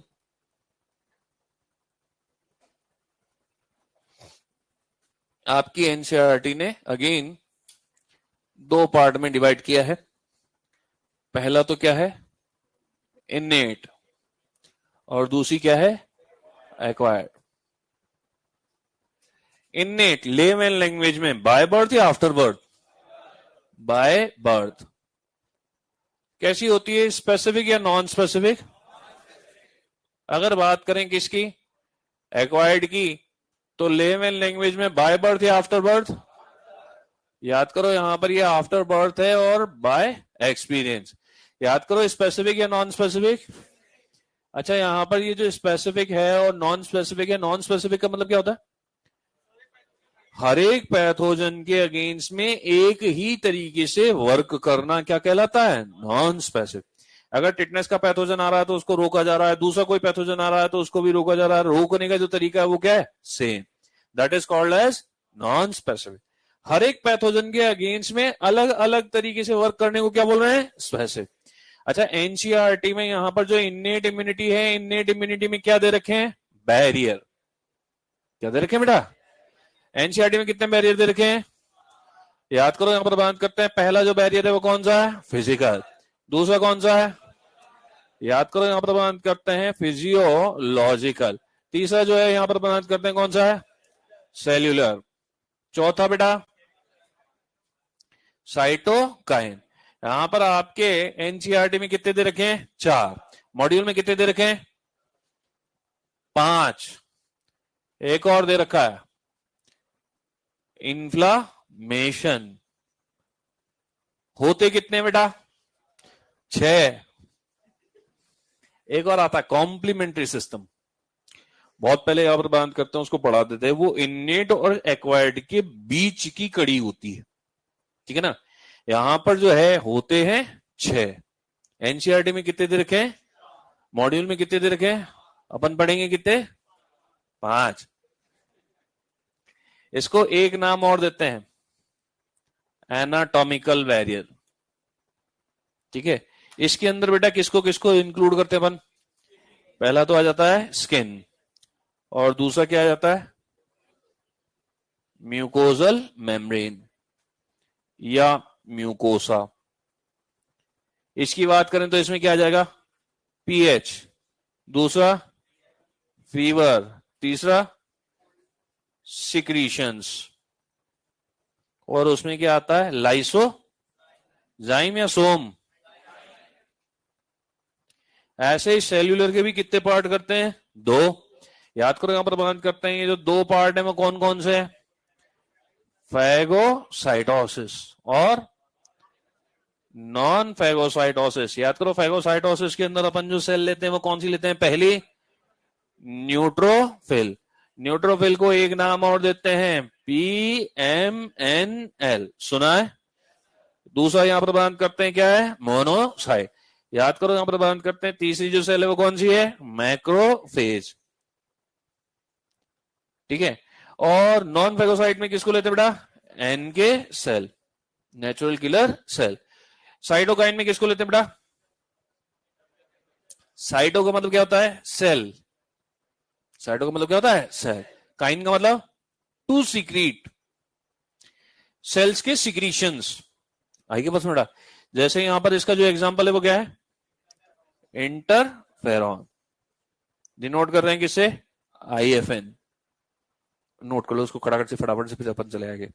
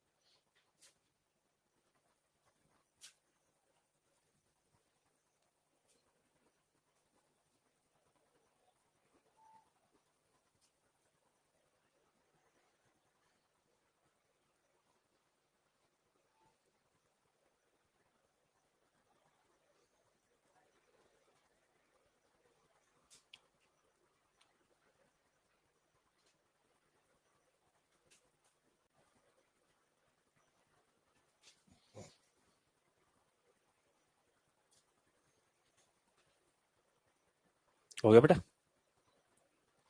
चलो अब देखो यहाँ पर जो है अपन सबसे पहले बैरियर की बात कर रहे हैं, और ये जो पहला बैरियर है वो कौन सा है? फिजिकल या एनाटॉमिकल। फिजिकल या एनाटॉमिकल बैरियर के अंदर अपन किसको किसको लेते हैं? Skin and mucosal membrane. देखो बेटा यहाँ पर जो है अपन क्या बोलते हैं कि जो एनवायरनमेंट है, एनवायरनमेंट में पैथोजन है, ठीक है, और ये जो पैथोजन है हमारी बॉडी में इन्वेड करना चाहते हैं, घुसना चाहते हैं, ठीक है ना। तो यहाँ पर ये जो इन्वेजन है, ये जो घुसने का प्रयास कर रहे हैं, इन्हें रोकने का काम सबसे पहले कौन करेगा? स्किन। कौन करेगा? स्किन। स्किन जो है बेटा, इस स्किन के अंदर अपन क्या बोलते हैं? स्किन पहले जो है वो अपने आप में एक बहुत बड़ा चैप्टर है, इंटेग्युमेंटरी सिस्टम बोलते हैं। स्किन के अंदर अपन जो है ये जो सबसे अपर पार्ट होता है इसे अपन बोलते हैं एपिडर्मिस। सुना है? एपिडर्मिस में भी क्या होती हैं? लेयर्स। क्या होती हैं? लेयर। इसमें जो सबसे अपर लेयर है इसे अपन क्या बोलते हैं? Stratum corneum. क्या बोलते हैं बेटा? Stratum corneum. इस स्ट्रेटम कॉर्नियम में एक प्रोटीन होता है, नाम है केराटिन। सुना है या सुना सुना है? केराटिन देखा तुमने? अरे बाल नाखून काय के हैं? केराटिन। केराटिन जिस सेल में होता है वो सेल कैसी होती है? जिंदा या मुर्दा? डेड। तो याद करो यहाँ पर जो स्ट्रेटम कॉर्नियम है उसके अंदर केराटिन है, तो यहाँ पर सीधी सी बात है कि हमारी जो स्किन की अपर लेयर है वो कैसी है? डेड। अब यहाँ पर अगर कोई पैथोजन आ गया तो सीधी सी बात है वो अपनी ग्रोथ नहीं कर पाएगा, डेड है। एक, यानी अंदर इन्वेड करने से रोक रही है। दो, याद करो यहाँ पर हमारी जो स्किन है, स्किन के अंदर मिलती है ऑयल ग्लैंड्स। क्या मिलती है बेटा? ऑयल ग्लैंड जो है यहाँ पर, ऑयल ग्लैंड के सिक्रीशन को अपन क्या बोलते हैं? सीबम। क्या बोलते हैं बेटा? कौन सा बम? बहुत बढ़िया। याद करो यहाँ पर ये जो सीबम है ये क्या करता है? जो पैथोजन होता है पैथोजन को ट्रैप कर लेता है, उसके मेटाबॉलिज्म को ब्लॉक कर देता है, रेस्पिरेशन को ब्लॉक कर देता है। रेस्पिरेशन ब्लॉक हो गया तो पैथोजन को क्या नहीं आएगी? सांस। क्या नहीं आएगी? बिंदी लगा के बोलना। क्या नहीं आएगी? और जब किसी की नहीं आती क्या, तो वो बेचारा क्या हो जाता है? मर जाता है ना। तो पैथोजन डेड हो गया। अच्छा, ऐसे ही यहाँ पर स्किन में एक चीज मिलती है जिसको अपन बोलते हैं स्वेट ग्लैंड्स। क्या बोलते हैं बेटा? स्वेट ग्लैंड के सिक्रीशन को क्या बोलते हैं? स्वेट, पसीना, है ना। पसीना जो है, पसीने की पीएच कैसी होती है? एसिडिक या एल्केलाइन? क्यों होती है? मिनरल्स की वजह से। किसकी वजह से? मिनरल। पैथोजन एसिडिक पीएच पर सरवाइव नहीं कर पाता। तो कुल मिलाकर के स्किन जो है वो पैथोजन को अंदर जाने से क्या कर रही है? रोक रही। अच्छा चलो यहाँ पर बात करते हैं, ये तो स्किन है, लेकिन अगर मान लो पैथोजन जो है वो क्या हुआ? जो रेस्पिरेटरी ट्रैक्ट है, या फिर अपन बोलते हैं जो डाइजेस्टिव ट्रैक्ट है, या फिर यूरोजेनाइटल ट्रैक्ट है, यहां से अंदर आया, तो वहां पर प्रोटेक्शन कौन दे रहा है? Mucosal membrane. म्यूकोजल मेम्ब्रेन कैसे देती है प्रोटेक्शन? वो क्या करती है? जो पैथोजन है उसको म्यूकस के अंदर ट्रैप करती है, और यहाँ पर इस म्यूकोजल मेम्ब्रेन में मिलते हैं क्या? सीलिया। क्या मिलते बेटा? अपन ने बचपन में जो है वो कांच की गोलियां खेली थी, वो कांच की गोलियों को हम क्या करते थे? यहाँ पर उंगली पर इस तरीके से रख करके उछालते थे। वही काम यहाँ पर जो है सीलिया करता है। जैसे ही नाक में कोई पैथोजन आया, ये क्या करता है? म्यूकस के अंदर ट्रैप कर लिया। अब सीलिया उसको उछालता है आगे की तरफ। सीलिया उसे कहां उछाल रहा है? आगे की तरफ। आगे वाला सीलिया आगे की तरफ, और इस तरीके से पैथोजन को बॉडी से बाहर निकाल देते हैं, यानी टिश्यू के अंदर घुसने से रोक दिया जाता है।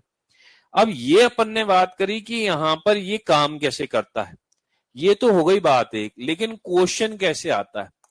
क्वेश्चन में इसमें से कुछ भी नहीं पूछा जाता। सिंपल सा क्वेश्चन आता है कि जो फिजिकल या एनाटॉमिकल बैरियर है उसके अंदर किसको किसको इंक्लूड करते हैं? Skin and mucosal membrane. बस, खत्म। ज्यादा में ज्यादा यहाँ पर बात करते हैं मिलानी मिलानी पूछ ली जाती है। मिलानी मिलानी में क्या होता है? यहाँ पर आपको जो है एक बॉक्स में 4 कॉलम बना करके उसमें लिख दिया जाता है फिजिकल, फिजियोलॉजिकल, सेलुलर, साइटोकाइन, और दूसरी साइड यहाँ पर आपको ऑप्शन क्या दे दिए जाते हैं? इंटरफेरॉन, पीएच, इसी तरीके से स्किन, और इसी तरीके से यहाँ पर जो है वो क्या है? NK cell. अब आपको मैच करना है कि यहाँ पर कौन सा किससे मैच हो रहा है। इससे ज्यादा बड़ा क्वेश्चन नहीं आता, ठीक है ना। तो आपको केवल इतना ध्यान रखना है कि फिजिकल या एनाटॉमिकल बैरियर में आते कौन कौन है। इसके अंदर यहाँ पर जो म्यूकोजल मेम्ब्रेन है वो म्यूकोजल मेम्ब्रेन कहाँ कहाँ की है? रेस्पिरेटरी ट्रैक्ट,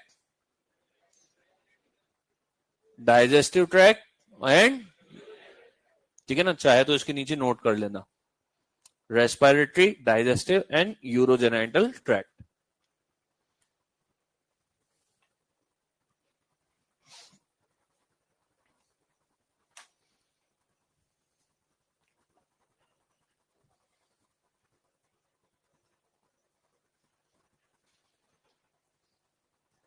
रेस्पिरेटरी, डाइजेस्टिव, इसी के नीचे नोट कर लेना, respiratory, digestive and urogenital tract.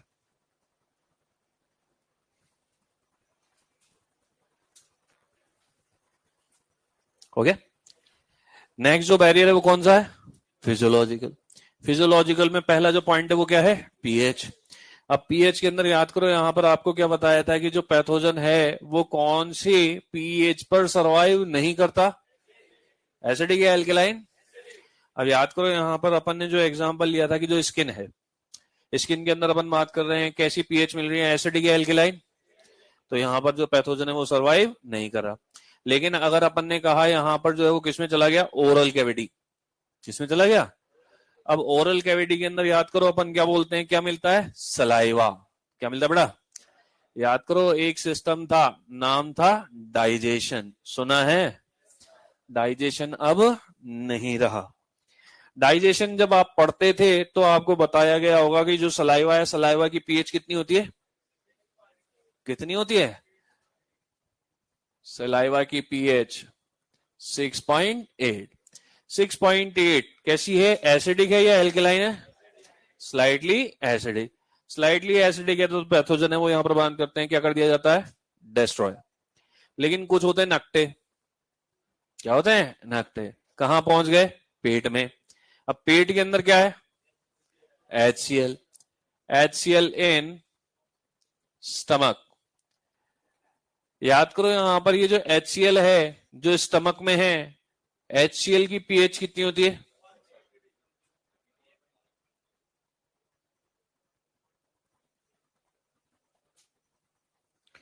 1.5 to 1.8। इतनी ज्यादा क्यों? इतनी ज्यादा क्यों? एक एंजाइम होता है, नाम है पेप्सिनोजन, सुना है? वो इतनी ही पीएच पर किस में कन्वर्ट होता है? पेप्सिन में। क्या बस सुना? तो ये पेट में इतनी जो है वो पीएच है, यानी पेट में है नरक की भट्टी, जो जाएगा क्या हो जाएगा? भस्म, स्वाहा। क्या सुना? जो नॉनवेज खाते हैं वो हड्डियां तक गला देते हैं। तो अगर पैथोजन गया तो क्या हो जाएगा? भस्म। लेकिन याद रखना, इसमें भी कुछ होते हैं क्या? नकटे, इसमें भी बच जाते हैं। जैसे एक बैक्टीरिया है, नाम है हेलिकोबैक्टर पायलोरी, वो इतनी पीएच पे भी सरवाइव कर जाता है। अच्छा, ये तो अपन बात कर रहे हैं किसकी? एलिमेंट्री कैनाल की। अगर बात करें किसकी? किसकी? Urogenital tract. यूरोजेनाइटल ट्रैक्ट की बात करें, यूरेथ्रा की बात करें, तो याद करो मेल और फीमेल। किसकी? मेल एंड इन्फेक्शन के चांसेस किसमें ज्यादा? बहुत बढ़िया, अभी तक तो आवाज ही नहीं आ रही थी नालायक। क्यों? क्या शॉर्ट है?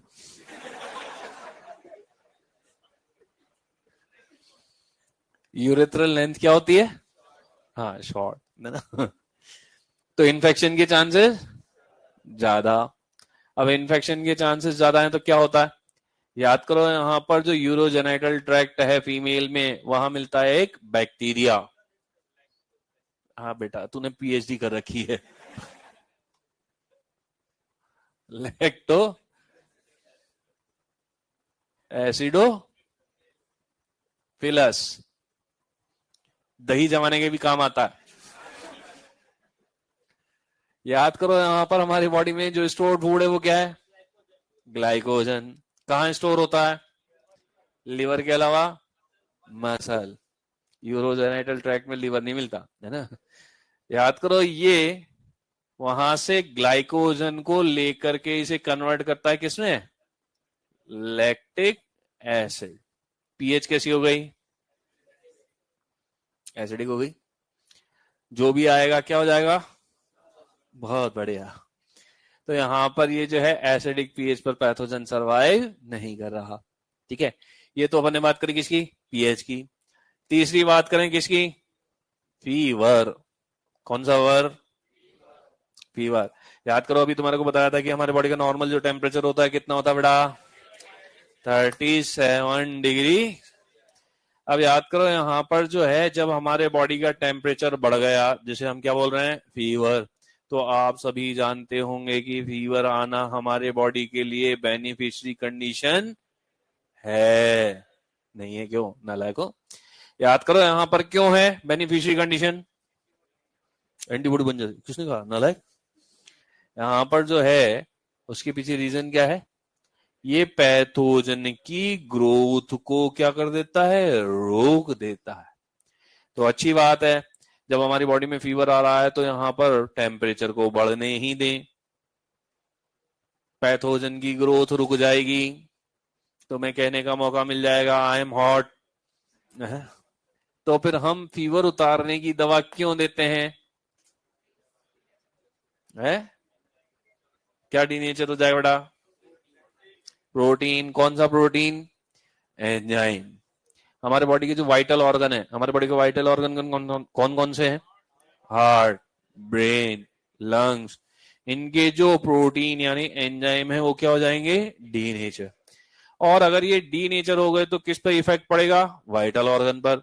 वाइटल ऑर्गन पर इफेक्ट पड़ने का मतलब हमारे ऊपर इफेक्ट पड़ेगा और हमारी फाइल निमट जाएगी। बात समझ में आएगी बेटा? जो छोटा बच्चा होता है ना यहाँ पर 2-3 साल का, अगर तुमने देखा उसको बहुत तेज फीवर आ रहा हो, हाई ग्रेड 102, 103, 104, तो उस कंडीशन में उसको फिट्स आते हैं, दौरे पड़ते हैं उसको। देखे हैं तुमने? किसी ने नहीं देखे? किसने किसने देखे? यहाँ पर बहुत तेज फिट्स आते हैं। उसके पीछे रीजन क्या होता है? उसके पीछे रीजन ये होता है कि जब टेम्परेचर बढ़ जाता है तो उस समय इंपल्स ट्रांसमिशन रेट बढ़ जाती है नर्वस सिस्टम की, और इंपल्स ट्रांसमिशन रेट बढ़ जाती है तो सीधी सी बात है यहां पर नींद में जर्क आते हैं, ब्रेन पर बहुत बुरा इफेक्ट पड़ता है, क्योंकि वाइटल जो ऑर्गन है उनके एंजाइम डी नेचर हो रहा है। और इस कंडीशन में यहां पर जो है वो क्या हो सकता है? उसकी डेथ भी हो सकती है।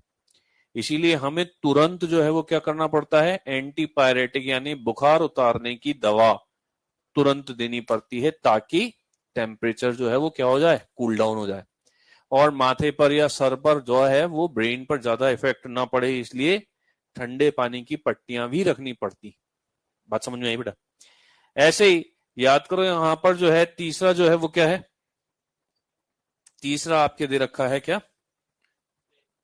पीएच। एक, ये फिजियोलॉजी के अंदर यहां पर एक, ये दो। तीसरा जो है वो क्या है? सिक्रीशंस। सिक्रीशन के अंदर याद करो बेटा हम किसको ले रहे हैं? लाइसो जाइम या सोम? ये क्या है? Anti bacterial. ये एंटी बैक्टीरियल है बेटा, यानी किसके अगेंस्ट में काम करता है? कौन से बैक्टीरिया? सारे बैक्टीरिया, दोनों के अगेंस्ट में, gram positive and gram negative दोनों। यहां पर जो है ये क्वेश्चन बहुत पुराना क्वेश्चन है। ये क्वेश्चन आया गया था AIPMT के अंदर, जिसमें पूछा गया था lysozyme works against option 1 gram positive bacteria, gram negative bacteria, both, चौथा वायरस। आंसर क्या जाएगा?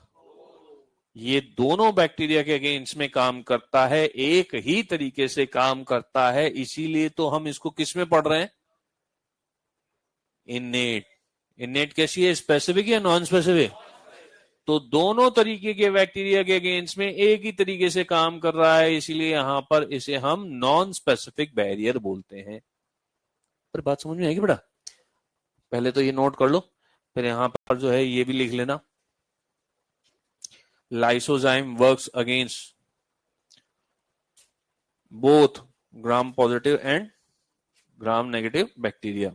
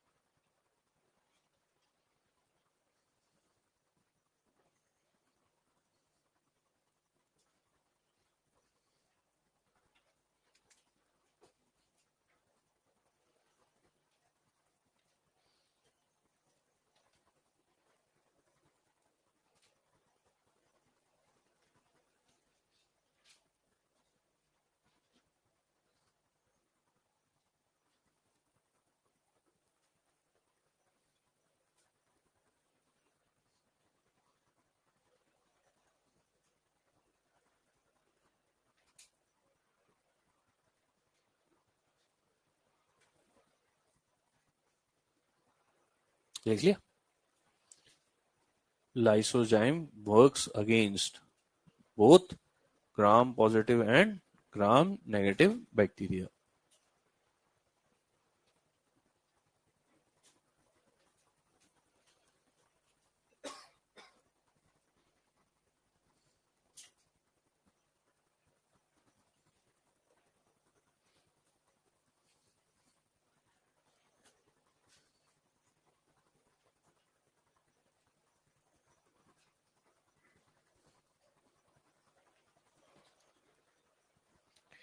नेक्स्ट जो है वो कौन सा बैरियर है? सेल्यूलर। सेल्यूलर बैरियर के अंदर याद करो, सेल्यूलर के अपन ने कितने पार्ट करे? दो, एक फैगोसाइटोसिस और एक नॉन फैगोसाइटोसिस। अब ये जो फैगोसाइटोसिस और नॉन फैगोसाइटोसिस है, याद करो यहाँ पर अपन बोलते क्या है, जो अपन ने ब्लड की बात करी थी, तो ब्लड के अंदर याद करो अपन ने कितने पार्ट करे थे? दो। कौन से? प्लाज्मा और कॉर्पस्कल। कॉर्पस्कल कितने टाइप के करते बने? तीन, एक आरबीसी, डब्ल्यूबीसी और एक प्लेट। जब भी हमारी बॉडी में कौन आता है? पैथोजन। कौन आया? पैथोजन। तो पैथोजन के आते ही यहाँ पर डब्ल्यूबीसी क्या हो जाती है? एक्टिवेट, और एज अ सोल्जर सेल की तरह काम करती है हमारे बॉडी के अंदर। यहाँ पर पैथोजन के अगेंस्ट लड़ती है, भिड़ती है। ये जो डब्ल्यूबीसी है, डब्ल्यूबीसी के अंदर यहाँ पर अपन जो है इसको एक नाम देते हैं ल्यूकोसाइट। क्या बोलते हैं बेटा? ल्यूकोसाइट। इस डब्ल्यूबीसी को याद करो, अभी अपन ने कितने पार्ट में डिवाइड करा था? दो। कौन कौन सी? एक ग्रेन्युलर और एक ग्रेन्युलर, एक ग्रेन्युलर और एक ग्रेन्युलर। ठीक इसी तरीके से यहाँ पर डब्ल्यूबीसी को अगेन दो पार्ट में डिवाइड करते हैं, एक तो अपन बोलते हैं फैगोसाइटोसिस और एक नॉन फैगोसाइटोसिस। अब यहाँ पर जो फैगोसाइटोसिस की तरह काम करती हैं वो सेल कौन कौन सी है? एक तो अपन क्या बोलते हैं? न्यूट्रोफिल। क्या बोलते हैं बेटा? न्यूट्रोफिल। न्यूट्रोफिल जो है याद करो, न्यूट्रोफिल को अपन एक नाम और देते हैं पीएमएनएल। पीएमएनएल मतलब पॉलीमॉर्फो न्यूक्लियर ल्यूकोसाइड या लिम्फोसाइड। बच्चे गलती करते हैं, ध्यान रखना इसमें। यहां पर जो है ल्यूकोसाइट। दूसरी जो है वो कौन सी है? मोनोसाइट। याद रखना यहां पर ये जो दोनों हैं कहां मिलती हैं? ब्लड में। ये कहां मिलती है? ब्लड में। ठीक है। तीसरी जो है वो कौन सी है? मैक्रोफेज। ये कहां मिलेगी? टिश्यू में। कहां मिलेगी? टिश्यू में। एनसीईआरटी में इससे रिलेटेड एक बहुत बड़ा ब्लंडर दे रखा है, जब अपन एनसीईआरटी की लाइन टू लाइन क्लियर करेंगे ना तब यहां पर तुम्हारे को बताऊंगा। ऐसे ही यहां पर ये जो सेल है ये फैगोसाइटोसिस बैरियर बनाती है। अब ये जो फैगोसाइटोसिस बैरियर है, इस फैगोसाइटोसिस बैरियर के अंदर बहुत छोटा सा है एक लाइन का, 2 लाइन का, यहां पर इसको हम 5 छोटी छोटी सी स्टेप्स आती हैं उनके अंदर पढ़ते हैं कैसे काम करता है। इसमें जो फेगोसाइटोसिस की स्टेप्स हैं उसमें पहला आता है वैसोडाइलेशन,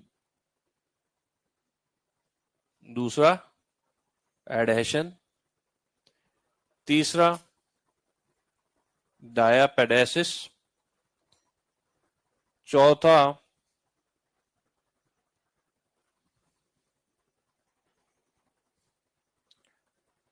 कीमोटेक्सिस, और पांचवा जो है वो एक्चुअल फैगोसाइटोसिस। ये 5 स्टेप आती।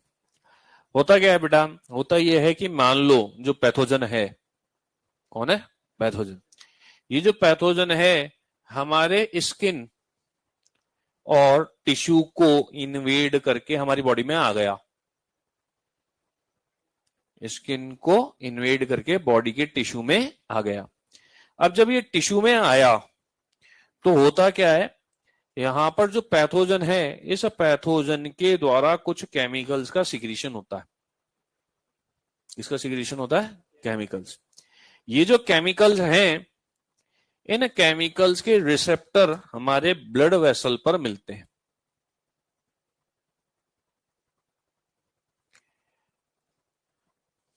देखो होता क्या है बेटा, यहां पर अपन बोलते हैं कि जैसे ही पैथोजन आया, पैथोजन आया यहां पर, ये जो है ये पैथोजन है,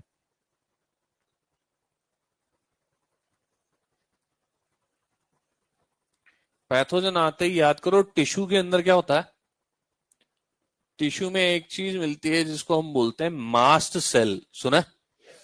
ये सुना है, ये मास्ट सेल को एक्टिवेट करता है। किसको एक्टिवेट कर रहा है? और मास्ट सेल से क्या सीक्रेट होता है? हिस्टामाइन। क्या सीक्रेट होता है? और हिस्टामाइन के रिसेप्टर कहां होते हैं? ब्लड वेसल पर। कहां होते हैं? याद करो हिस्टामाइन कैसे काम करता है?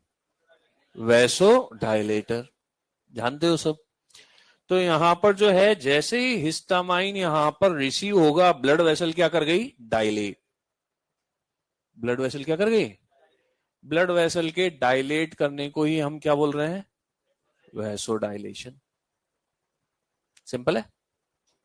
पैथोजन आया, कौन एक्टिवेट हुई? Mast cell.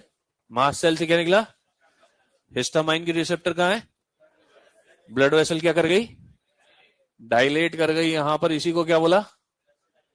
Vaso dilation. बताओ यहां तो कोई दिक्कत? चले आगे।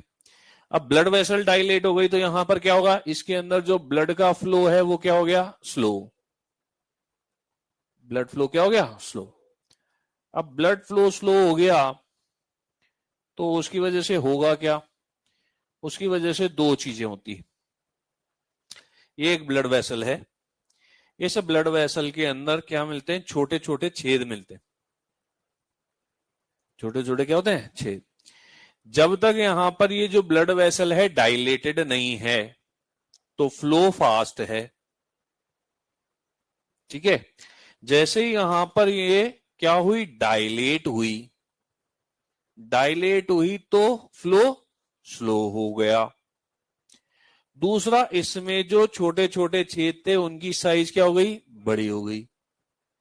इलास्टिक होते ना, इलास्टिक, इलास्टिक को अगर अपन खींच दें तो इलास्टिक के जो छोटे छोटे पोर होते हैं वो बड़े हो जाते हैं।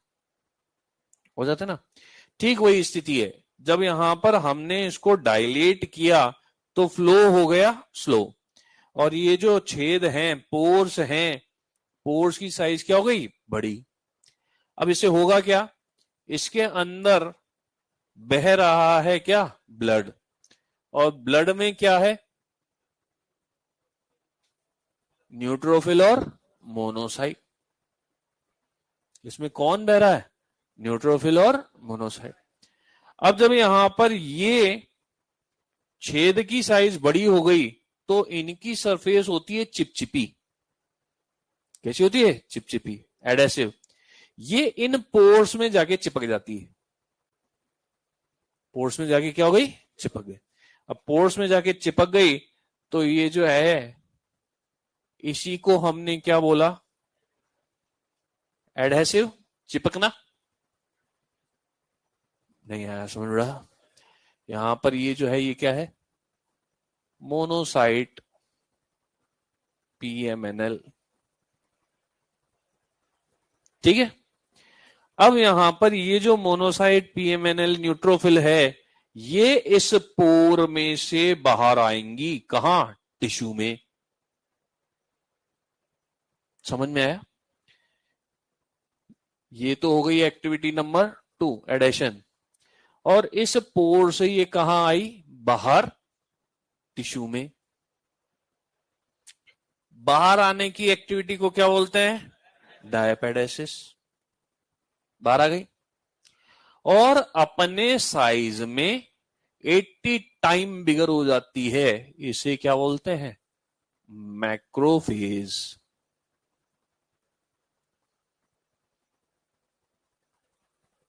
इसे क्या बोला? मैक्रोफेज। मोनोसाइट न्यूट्रोफिल ही कन्वर्ट होती हैं किसमें? मैक्रोफेज में। बात समझ में आई? नहीं आई? एक बार फिर से, या नेक्स्ट टर्न पर? कि भेजे का सर्किट उड़ गया? सुनो, ये दोनों कहां मिलती हैं? ये कहां मिलती है? चलो, पैथोजन कहां आया? किसको एक्टिवेट किया? मास्ट सेल से क्या निकला? हिस्टामाइन की रिसेप्टर कहां? ब्लड वेसल क्या कर गई? क्या कहलाया? Vaso dilation. Blood vessel dilate कर गई। ब्लड वेसल के अंदर क्या बह रहा है? ब्लड। ब्लड में क्या है? न्यूट्रोफिल और मोनोसाइट। मैक्रोफेज नहीं है, न्यूट्रोफिल और। अब जब ब्लड वेसल डायलेट करी तो ब्लड का फ्लो क्या हो गया? और इसमें पोर की साइज क्या हो गई? उस पोर पर जाके चिपक गई। कौन? चिपकने को क्या बोल रहे हैं? एडेशन। अब इस पोर में से ये कहां आ गई? बाहर आ गई। क्या कहलाया? क्या कहलाया? बाहर आने के बाद ये जो मोनोसाइट और न्यूट्रोफिल है अपनी साइज में क्या हो गई? 80 गुना बड़ी। इसको क्या बोला? मैक्रोफेज। अरे बात समझ में आई? अब यहां पर ये भी टिश्यू में है और ये भी टिश्यू में है। दोनों कहां है? टिश्यू में। अब टिश्यू में है तो याद करो यहां पर जो है पैथोजन या मैक्रोफेज को कैसे पता लगेगा कि पैथोजन टिश्यू में कहां है?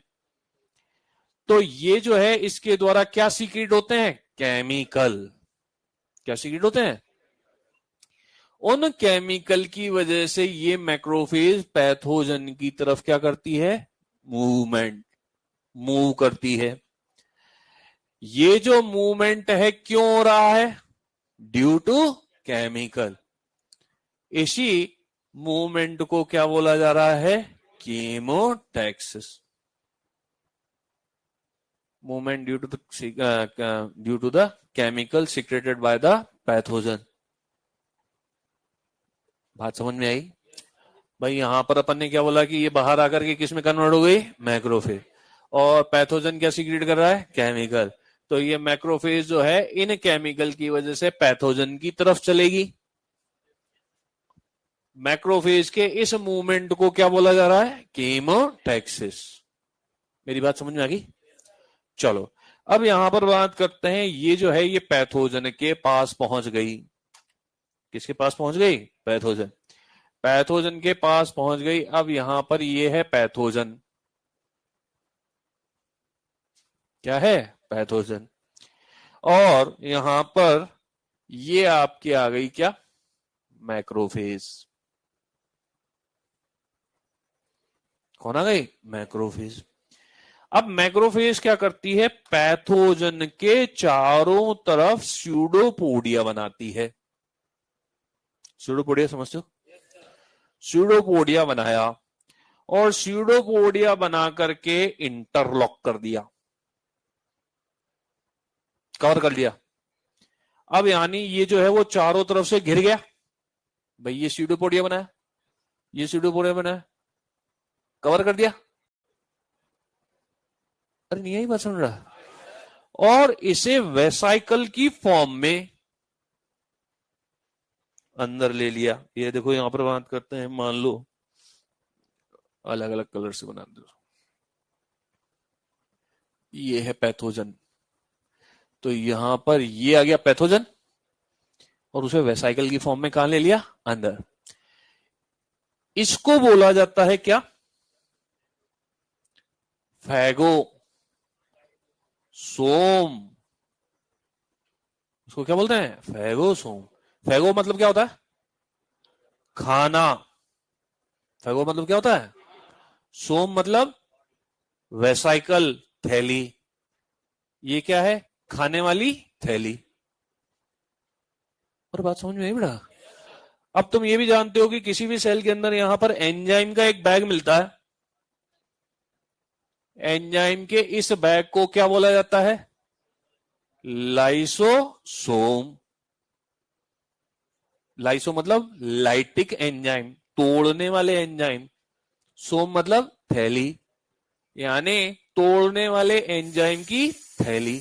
इसको अपन ने क्या बोला, लाइसोसोम। इसमें क्या फर्क है, लाइसोसोम। बात समझ में आई राजा बेटा, और बात समझ में आई। अब यहां पर क्या किया जाता है, इन दोनों को मिला दिया जाता है। दोनों को क्या कर दिया, मिला दिया।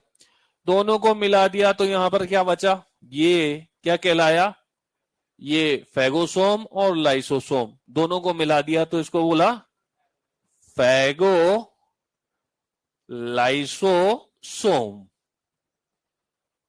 क्या बोला, फैगो लाइसोसोम। नहीं आया समझ में बेटा, समझ में आ रहा था बेटा। अब इस फैगोलाइसोसोम में क्या है, पैथोजन है और एंजाइम है। दोनों को मिला दिया तो इसमें क्या है, पैथोजन है और एंजाइम। एंजाइम इस पैथोजन के क्या कर देता है, टुकड़े टुकड़े। क्या कर दिए, टुकड़े टुकड़े। यानी पैथोजन को क्या कर दिया, डेस्ट्रॉय। पैथोजन को क्या कर दिया, डेस्ट्रॉय। यहां पर ये पैथोजन के टुकड़े टुकड़े कर दिए।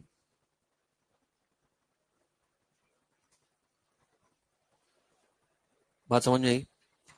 अब ध्यान रखना जो स्टेटमेंट बोल रहा हूं, इनमें से ये हो गए पेप्टाइड फ्रेगमेंट। पैथोजन के टुकड़े जो है वो क्या कहलाए, पेप्टाइड फ्रेगमेंट।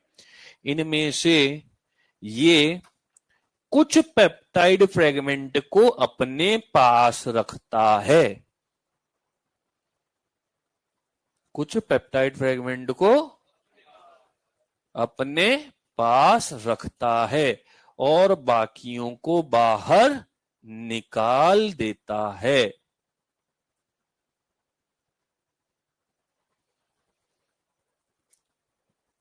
समझ में आई।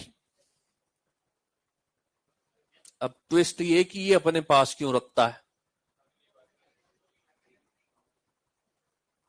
कोई मेमोरी नहीं, इससे मेमोरी नहीं बनती। एंटीजन ये अपन बाद में बात करेंगे जब अपन क्या पढ़ेंगे, ऑर्गन ट्रांसप्लांट। ऑर्गन ट्रांसप्लांट में हम पढ़ेंगे कि कैसे हमारे बॉडी के सेल को पहचाना जाता है कि कौन सी हमारी बॉडी की सेल है और कौन सी हमारी बॉडी की सेल नहीं। ये हमारा इम्यून सिस्टम कैसे पहचानता है। वहां पर आपको ये चीज फिर याद कराऊंगा कि हमने जब फैगोसाइटोसिस पढ़ा था तब हमने कहा था कि ये कुछ पैथोजन के टुकड़ों को अपने पास रख लेता है। अरे बात समझ में आएगी बेटा। तो ये जो पैथोजन को डिस्ट्रॉय किया गया, ये प्रोसेस ही क्या कहलाती है, फैगोसाइटोसिस। बात समझ में आई।